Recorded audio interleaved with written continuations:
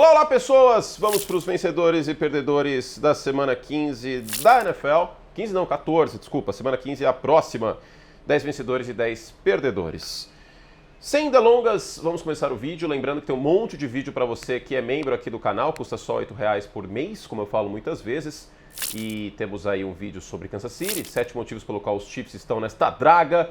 Também um pouco sobre Dallas e a defesa de Dallas para além do Micah Parsons ter saído, tá? Questão também a posição de linebacker aí, um pouco a secundária também, falei sobre isso. E tem mais conteúdo chegando nesta semana, tá? Então, para mais conteúdo, assine o Like Plus. Vamos lá, vencedores. Vamos começar, André, vinheta na tela. Vamos começar com o Sam Darnold, que começou mal esta partida, 9 de 15, 4.5 jardas por passe no primeiro tempo, e no segundo tempo jogou bem melhor contra a defesa de Atlanta, que vale lembrar, neste ano está jogando melhor, especialmente pressionando o quarterback. A culpa da campanha dos Falcons não é da defesa, é muito por conta do ataque, na minha visão. No segundo tempo, 3 touchdowns, 2 deles para o Jackson Smith-Njigba, um deles, inclusive, na red zone, sentindo a pressão, escalando o pocket, foi uma bela jogada, e ele saiu de 4.5 para 12 jardas por passe no segundo tempo, depois do jogo ruim que fez na semana passada, no qual os Seahawks venceram apesar do Sam Darnold, ele consegue uma vitória muito importante contra um time que também manda bastante blitz, o time de Atlanta, né, como é o caso de Minnesota. Segundo vencedor, o Mike Tomlin, que mandou tchau, tchau, no final do vídeo, né? Os Ravens pode ser que tenham sido os receptores desse tchau, tchau do Mike Tomlin. Vitória muito importante fora de casa para o Pittsburgh Steelers, que conseguiu finalizar campanhas, aproveitou oportunidades, aí finalizou a campanha no primeiro tempo, especialmente, mas aproveitou oportunidades com field goals, e eu acho que controlou a partida contra os Ravens. É muito forte dizer isso, como impressão tendo assistido esse jogo? Eu acho que não. E o Aaron Rodgers deu uma certa resposta também, teve um touchdown correndo, né, no play action, primeiro touchdown da partida, inclusive, e os Steelers estão no comando da divisão norte da Conferência Americana. O calendário não é tão tranquilo assim, mas Pittsburgh, aos trancos e barrancos nessa temporada, tem tudo aí para voltar aos playoffs e quem sabe conseguir a primeira vitória em pós-temporada desde 2017, desde aquele jogo contra aí os Dolphins, 2016, aqui é janeiro de 17, desde aquele jogo contra os Dolphins, os Steelers não têm vitória em pós-temporada, ou seja, o TJ Watt ainda não tem vitória em playoff. Espero que aconteça. Terceiro vencedor ainda na mesma divisão, sim, contexto, foi contra uma defesa frágil do Tennessee Titans, uma das piores da liga, mas o Shedeur Sanders mostrou um bom trabalho aqui em antecipação. Eu acho que o passe para o Jerry Jeudy demonstra isso com bastante clareza, um lobby é termo de tênis, né, mas um lobby para o Fanning, bom tight end calor, inclusive, aí também o touchdown na red zone, foi um bom jogo do Shedeur Sanders. Eu acho que em alguns momentos ele segurou a bola mais do que deveria. Mas assim, vamos combinar que não precisava ele ter sido um quarterback no plantel atrás do Dillon Gabriel, né? Assim, eu entendo ter começado a temporada com o Joe Flacco, mas não precisava. E não, ele não era um prospecto de quinta rodada. A gente sabe muito bem o que aconteceu. Os times ficaram receosos por conta do Shedeur Sanders, da figura midiática Shedeur Sanders, e porque ele não era bom o suficiente para que isso fosse embaixo do tapete. E, galera, é assim que funciona. Lembra o Adrian Peterson, quando ele bateu no filho? Pois é, muita gente infelizmente não lembra disso. Ou que tal o Joe Mixon, quando ele deu um gancho numa mulher? Também muita gente esqueceu disso tudo. Não estou falando que o Shedeur Sanders está na mesma equação, porque ele não cometeu violência doméstica e nada perto disso. Mas, quando o cara é bom, a NFL joga embaixo do tapete muitas vezes a situação. Infelizmente, a realidade. E o oposto acontece. Eu vou dar um outro exemplo, para não parecer que o Shedeur Sanders estou colocando na mesma equação, o Tim Tebow. O Tim Tebow era ruim pra dedéu passando a bola. E aí, como ele não era bom o suficiente, com o circo que vinha junto, não queremos. Existem quarterbacks piores que o Tim Tebow na era dele, óbvio, mas a bagagem era muito grande. O que me lembra um bom episódio do How I Met Your Mother, da bagagem, né? A bagagem do Shedeur Sanders era grande demais, as malas que vinham junto, e aí por conta disso ele acabou caindo pro terceiro dia de draft. Mas é óbvio que ele era um quarterback melhor que o Dillon Gabriel. Eu não é engenharia de obra pronta, gente, eu falei isso na época, pelo amor de Deus, na época do draft, né? Então, o Shedeur Sanders sai como vencedor aqui. É o futuro do time? Acho que é um pouco cedo.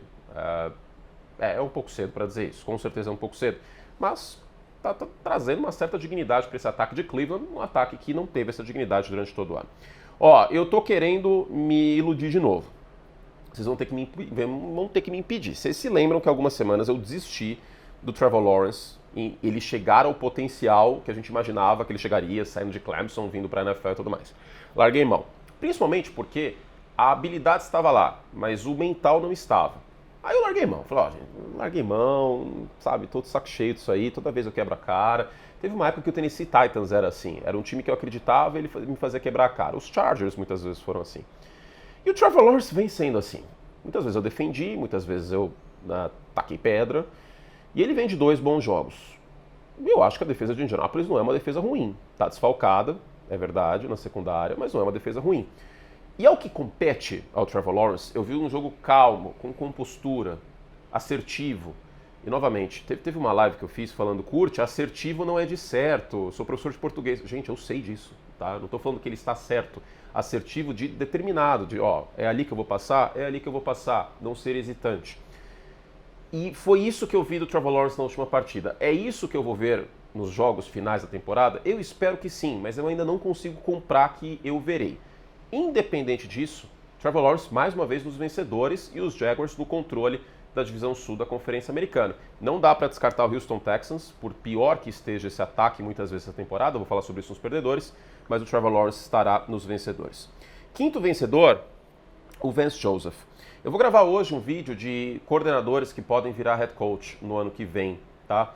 Talvez a gente tenha algum nome do college despontando aí, não tem como prever exatamente, vai depender também da pós-temporada do college football e tudo mais, mas eu acho que o Vance Joseph é o cara que existe uma chance muito grande dele ser head coach no ano que vem de novo, né? A primeira passagem dele como head coach não foi das melhores, mas o trabalho que ele faz com essa defesa de Denver foi muito boa. Mais um jogo de 2 sacks do Nick Bonitto, eu poderia colocar o Nick Bonitto aqui, mas enfim.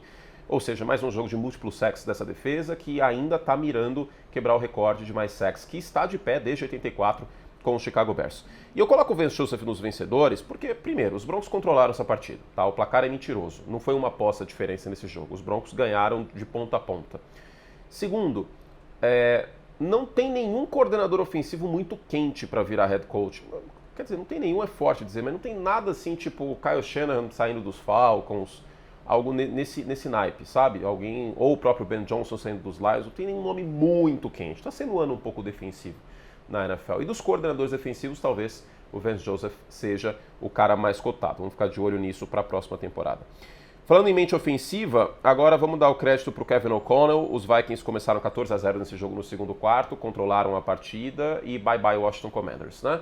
O Washington Commanders está matematicamente eliminado, volta do DJ McCarthy de concussão e depois do jogo terrível que o Max Prosper fez, e um dos fiadores do Max Prosper como reserva foi o Kevin O'Connell na pré-temporada, falou, ó, ele jogou aqui em Minnesota, a gente viu ele de perto, papapá. Ficou um pouco arranhada a imagem do Kevin O'Connell em alguns momentos deste ano, né? Porque o McCarthy não está jogando bem, considerando a temporada como todo, embora tenha feito uma boa partida agora contra os Commanders, um time mais fraco na defesa, é verdade, mas fez uma boa partida. Então, por tabela, o fiador, não vou dizer que estava em xeque, mas né, era um ponto a ser considerado. E o O'Connell sai, portanto, como vencedor aqui. Tyler Shough sai como vencedor, também não acho que seja o futuro de médio e longo prazo dos Saints, mas vem dando conta do recado, na medida do possível, considerando o contexto do New Orleans Saints, considerando as lesões que o time tem, a falta de profundidade de talento, mas ele literalmente carregou a bola aqui e foi que foi. 55 jardas em 7 tentativas, teve um touchdown e foi o diferencial para essa vitória do Saints contra o Tampa Bay Buccaneers. Na prévia da rodada, nos palpites, eu cheguei a palpitar em Tampa, o jogo era em Tampa, imaginava que mesmo com o Baker não estando 100% saudável, os Buccaneers conseguiriam vencer um dos piores times da NFC neste ano, mas eu ressaltei, esse é o típico jogo armadilha. New Orleans adora complicar a vida quando está mal contra times melhores de sua divisão. Dito e feito, acabou complicando e muito mérito do Tyler Shough. Oitavo vencedor é o Soldado Invernal. Ó, tô decidindo ainda quem vai ser capa do vídeo. Tô decidindo, acho que vai ser o próximo vencedor aqui. Mas seguinte, o Josh Allen em dezembro do ano passado, eu poderia pegar as splits dele na carreira, tá? Os meses de dezembro dele na carreira, mas aí a gente teria que considerar os 2 primeiros anos que não foram tão bons. Vamos pegar o ano passado. O Josh Allen em dezembro do ano passado, 10 touchdowns, 1 interceptação e 7 corridos, ou seja, 17 touchdowns totais e 1 interceptação. O rate dele foi de 108. E mais uma vez, no início de dezembro, na neve em Buffalo, o Josh Allen apareceu. Eu não vou colocar essa derrota na conta do Joe Burrow necessariamente, embora tenha tido 2 turnovers seguidos, porque eu acho que teve muito mérito da defesa dos Bills nessa jogada, especialmente do Bamford. Mas fato é que no segundo tempo, o Josh Allen girou a faca. Porque não é só roubar a bola do adversário. Um abraço para o Maestro Júnior, inclusive, que é dono dessa expressão. você precisa fazer alguma coisa com ela. E os Bills fizeram. E os Bills foram para quartas descidas importantes desse jogo e nelas o talento do Josh Allen apareceu. Os Bills ainda podem ganhar essa divisão. É difícil porque são 2 jogos e a próxima partida você confere inclusive na GTV no domingo, Bills e Patriots. Em New England, às 3 horas da tarde vai ser um jogaço. E aí se Buffalo vencer, descontaria para um jogo de diferença contra New England. Ainda tem jogo, ainda tem campeonato, os Patriots estão bem no controle da divisão, mas olho nisso. Soldado invernal em dezembro, meus amigos, aí o bicho pega. Nono vencedor, o time como um todo. Eu pensei em colocar o Jeff Hafley, pensei em colocar o Nixon, pensei em colocar o Christian Watson, muito importante na volta de lesão nessa temporada. O próprio Jordan Love, que se recuperou de uma interceptação tola no primeiro tempo. Mas eu vou colocar o time como um todo, o Green Bay Packers. Por quê? No ano passado terminaram a temporada com uma nota negativa, a temporada regular, perdendo para os Bears em casa com o field goal no estouro do cronômetro contra o Cairo. E no Soldier Field só não perderam para os Bears, um Chicago Bears bem pior do que o deste ano, por conta de um field goal bloqueado em cima do Cairo. Foi um primeiro tempo bem dominante de Green Bay, bem dominante, 14-3. No segundo tempo, o jogo terrestre de Chicago começou a aparecer, mas os Packers souberam fechar o jogo. E souberam porque era um time bem preparado para essa partida. Né? Conseguiram aí fechar o jogo, com os Bears usando a mesma jogada que usaram contra os Eagles, mas dessa vez não deu certo. Foi o Bears e Packers mais importante dos últimos 15 anos. Para mim, não tenho dúvida nenhuma. Teve aquela semana 17, né?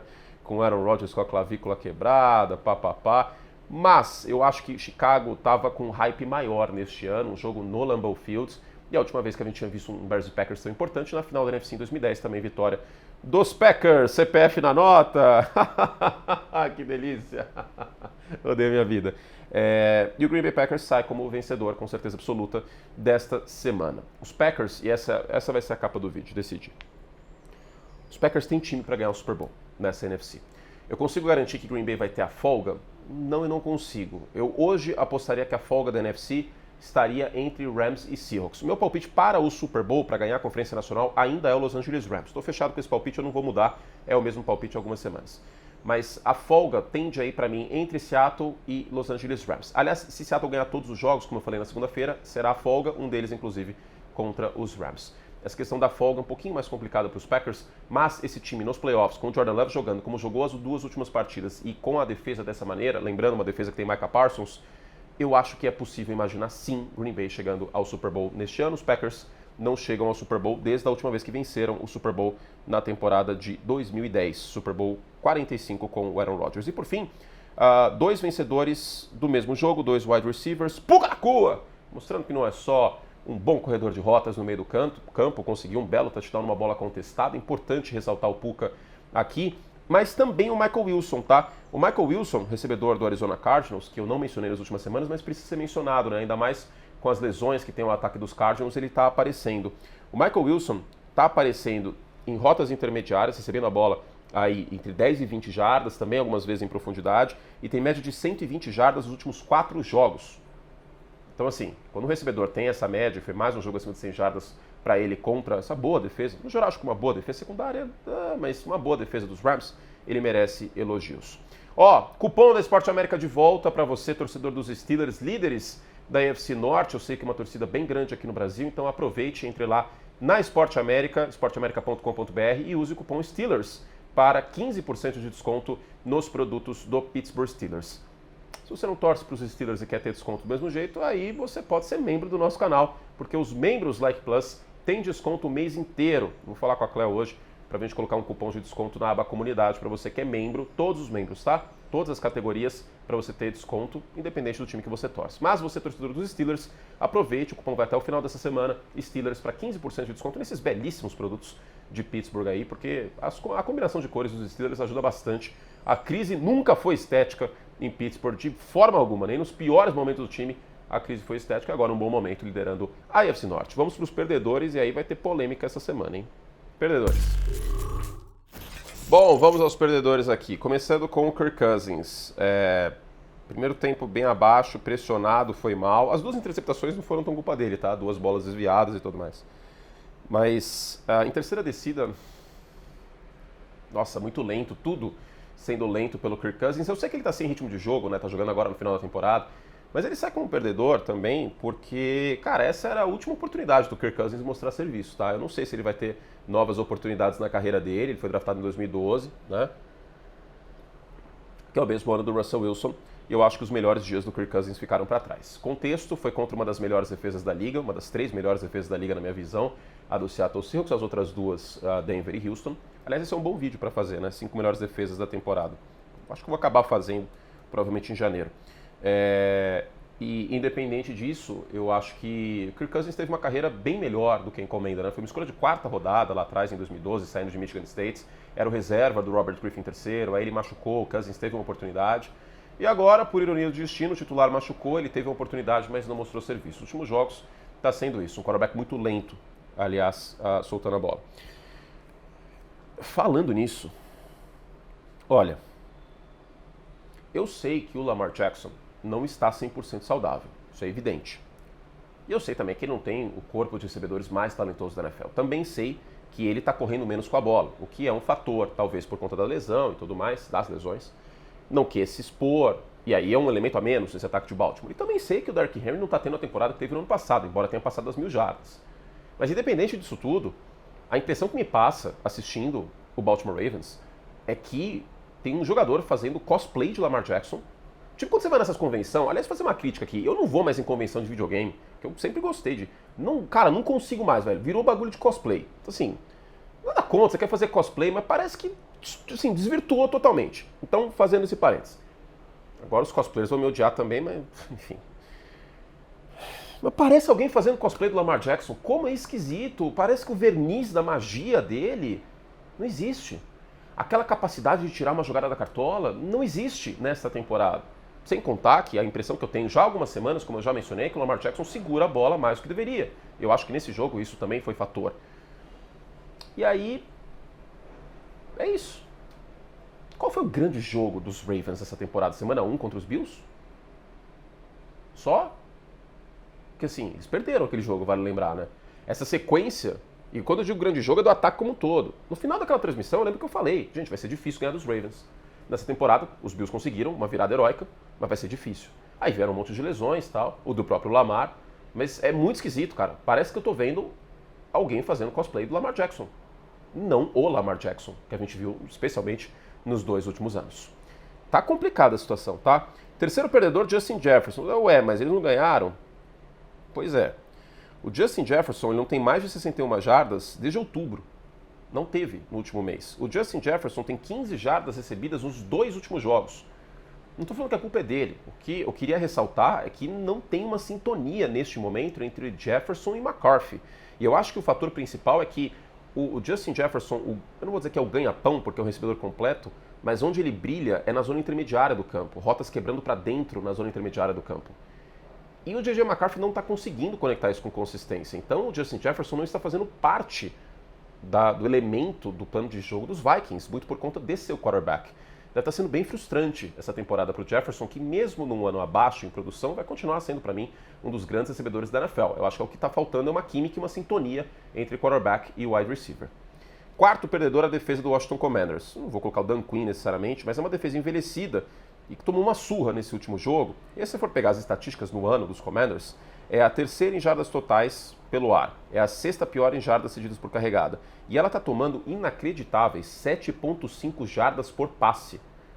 7,5. Eu sei que é uma defesa envelhecida como um todo, mas, gente, 7,5 jardas por passe de média é muito ruim. Muito ruim. Independente de quem for quarterback. Até pensei em colocar o Jaden Daniels, mais uma lesão e tal, mas queria ressaltar isso, é a defesa. Mesmo que o Jaden Daniels estivesse jogando no nível que jogou, especialmente no final do ano passado, os Commanders não estariam bem nessa temporada, muito por conta dessa defesa. Vai precisar de uma reestruturação essa unidade. Quinto perdedor, o FGTS do Mike McDaniel. Por quê? Porque, eu não sei se ele é CLT, se ele tem FGTS, porque o saque desse FGTS acho que não vai acontecer não, hein? Tava caminhando para o McDaniel ser mandado embora e a especialidade dele, ele tinha esse cargo em São Francisco de coordenador do jogo terrestre, é desenhar o jogo terrestre.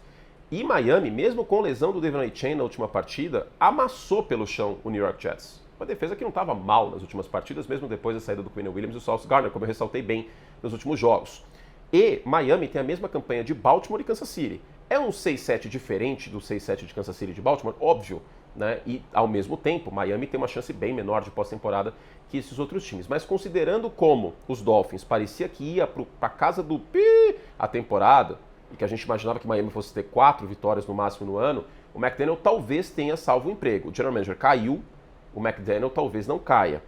Agora, o Tua, mesmo nessa sequência de vitórias, não está jogando bem. Queria ressaltar isso. Então vamos ver o que vai acontecer no ano que vem. Mas parece que o FGTS do McDaniel é um perdedor que vai deixar de ser relevante. Aí ele talvez não seja mandado embora. Ó, o ataque de Tampa como um todo é perdedor. A linha ofensiva não está jogando bem nos últimos jogos, acho que é um fator. O jogo terrestre também não está sendo nada extraordinário. O Emeka Egbuka não está jogando nem de perto como no início da temporada. Aliás, ele num drop perdeu um touchdown nesse jogo contra o Saints que fez falta. E o Baker também parece que está sentindo essas lesões que ele teve recentemente, tá? Porque ele não está confortável. É muito nítido assistindo o Baker Mayfield jogar futebol americano nas últimas semanas que ele não está confortável. Tampa perdeu um jogo que não podia perder, tem 2 jogos em breve contra o Carolina Panthers, e se perder esses 2 jogos, a chance de perder a divisão é imensa. Aliás, mesmo que ganhe um e perca outro, tá? Então a situação é bem complicada, tudo no ataque de Tampa tá ruim nas últimas partidas. 7º perdedor, o Nick Caley, coordenador ofensivo do Houston Texans. Desesperadora a atuação do ataque de Houston num jogo que Kansas City mandou blitz adoidado, 5º time que mais manda blitz da NFL, e simplesmente não tinha uma resposta para blitz. Não chamava um screen, não tinha uma rota do Woody Marks como uma opção para o CJ Stroud dar a bola rápido. Medonha as chamadas dos Texans contra os Chiefs. Medonha, colocando o CJ Stroud no pocket, esperando as rotas desenvolverem, contra uma defesa que estava mandando 5 mais para cima dele. Muito ruim o trabalho do Nick Caley nesse último jogo, mesmo com vitória do Houston Texans, muito por conta da defesa e também das decisões equivocadas do Andy Reid em quarta descida, tá? Os Texans sobrevivem, têm uma das melhores defesas da liga, mas o trabalho tem que ser melhor aí chamando esse ataque. 8º perdedor, a organização Kansas City Chiefs como um todo, porque os Chiefs não estiveram tão fragilizados em 10 anos. Kansas City não pode mais ganhar a divisão e com a vitória do Los Angeles Chargers sobre o Philadelphia Eagles na prorrogação ontem, a chance de playoff ficou ainda mais complicada. Basicamente, perder para Los Angeles na próxima semana, adeus temporada, e aí o Mahomes vai ver pela primeira vez os playoffs do sofá em janeiro, tá? Bem complicada a situação. Para mais sobre Kansas City, eu fiz um vídeo para os membros, 7 motivos pelo qual o Kansas City Chiefs está uma draga nessa temporada e poderiam ser mais, tá? Porque eu não listo, por exemplo, o jogo terrestre mais frágil como um dos motivos. Bem complicada a situação. 9º perdedor, o Shane Steichen. As notícias desse início de semana é que o Indianapolis Colts quer Philip Rivers no auge de seus 44 aninhos e 12 bilhões de filhos para ser seu quarterback na reta final da temporada. Eu fiz um vídeo para os membros sobre a situação dos Colts, que é terrível, porque eles não têm escolha de primeira e segunda rodada nos próximos 2 drafts para escolher um potencial quarterback, e o Daniel Jones não é nenhuma certeza que ele volte a tempo do início da temporada do ano que vem, porque ele sofreu uma lesão grave no tendão de Aquiles, rompeu o tendão de Aquiles, e Indianapolis não tem essas escolhas. E aí eu fiquei pensando assim, gente, quem que eles vão usar de quarterback? Porque o Riley Leonard, que é o reserva imediato, está machucado. O Anthony Richardson continua na reserva de machucados. E agora? E aí agora eles foram atrás do Philip Rivers, que foi quarterback dos Colts no final da carreira. O Rivers é literalmente avô. E eu vi uma estatística fantástica. O filho mais velho do Philip Rivers é mais velho do que o tight end dos Colts, o Tyler Warren. Quando eu vi isso, eu falei, meu Deus! E aí eu fiquei na curiosidade, seria o primeiro quarterback da NFL avô jogando? E aí parece que não, muita gente já me respondeu que é o Brett Favre, que ele era avô quando jogou pelos Vikings em 2010. Mas é isso, Philip Rivers, literalmente o vovô Rivers, tende a ser o quarterback dos Colts. Eu coloco o Shane Steichen como perdedor porque vai ser duro, né? Você recebe um quarterback que é semifinalista pro Hall da Fama. Aliás, também me perguntaram, se ele jogar, corta a elegibilidade dele, tá? Aí ele só vai estar elegível daqui 5 anos. Tem isso, tá, Philip Rivers? Enfim. O Steichen é o perdedor pelo tudo que aconteceu com o ataque dos Colts, né? E porque está muito escancarado que se o jogo terrestre não funciona, a coisa desanda. E por fim, o 10º perdedor, o Jalen Hurts. Até quando a gente vai colocar a culpa só no sistema? Virou Capitão Nascimento? O sistema é foda, parceiro. Não, né? 4 interceptações. Eu sei que teve, o A.J. Brown fez um jogo terrível, muitas interceptações é na conta dele. Mas, cara, até quando a culpa vai ser sempre do Kevin Patullo, só do Saquon Barkley, só do Nick Sirianni, só do Saquon Barkley e do A.J. Brown jogando abaixo, a linha ofensiva, enfim. Nessa semana não tem como colocar a culpa em mais ninguém. Ele jogou mal, e ele também não jogou bem contra os Bears, passando a bola. Eu fiz um reel sobre, tá no Instagram, e tuitei a mesma coisa. Jalen Hurts não é um quarterback ruim, mas ele não é essa Coca-Cola toda. Nunca foi. Ele é o mesmo quarterback do ano passado. A questão é que o time dos Eagles é pior do que no ano passado. Não foge muito do que aconteceu no final da temporada de 2023, que o Brian Johnson estava chamando mal o ataque de Filadélfia também. Estou falando que ele é o maior culpado? Não estou falando que é o maior culpado. mas usando teoria do direito penal, ele tem o domínio do fato, porque ele é o quarterback do time. 2, ele é um partícipe nesse caso. Ele pode não ser o principal culpado, mas no mínimo, como eu sempre brinco, o carro para dirigir o carro para o assalto ao banco, ele está dirigindo. Então não tem como excluir o Hurts da equação. Não é como se ele estivesse jogando bem para excluí-lo da equação. Com certeza não. Ele não é um quarterback ruim, ele é um quarterback acima da média.